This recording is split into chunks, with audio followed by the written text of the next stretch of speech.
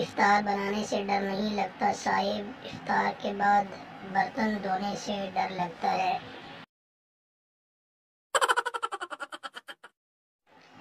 عید تو بچپن میں ہوتی تھی، اب تو پورے سال کے برتن دھونے کا عالمی دن ہوتا ہے۔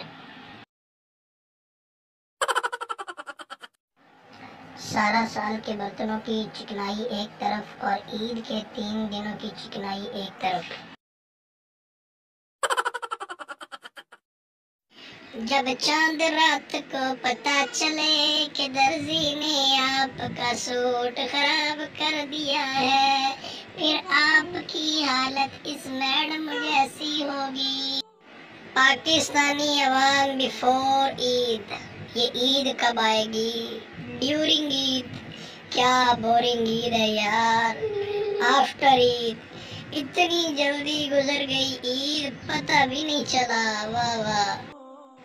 کسی کے پاس کوئی ایسا میسیج ہے جس کو 11 لوگوں کو فارورڈ کرنے سے کچن کے برتن خود بخود صاف ہو جائیں اور ہماری جان چھوٹ جائے؟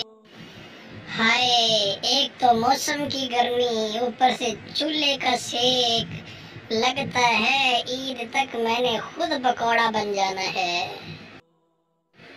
کچھ لڑکیاں تو عید پر بھی کام والی ماسی بنی ہوئی ہوتی ہیں۔ ایک شاپر میں 2 بوٹیاں کیا زیادہ ڈال دی ہیں، گھر والے جب سے شک کی نظر سے مجھے ہی دیکھے جا رہے ہیں۔ میری بیسٹی کی بقرہ عید کی تیاریاں عروج پر۔ لڑکیوں کا عید پر اسپیشل ڈائلاگ، مجھ سے تو گوشت کی چربی صاف ہی نہیں کی جاتی۔ افطار بنانے سے ڈر نہیں لگتا صاحب، افطار کے بعد برتن دھونے سے ڈر لگتا ہے۔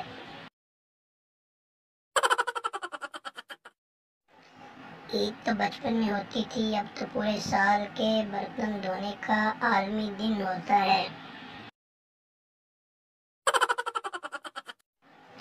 سارا سال کے برتنوں کی چکنائی ایک طرف اور عید کے 3 دنوں کی چکنائی ایک طرف۔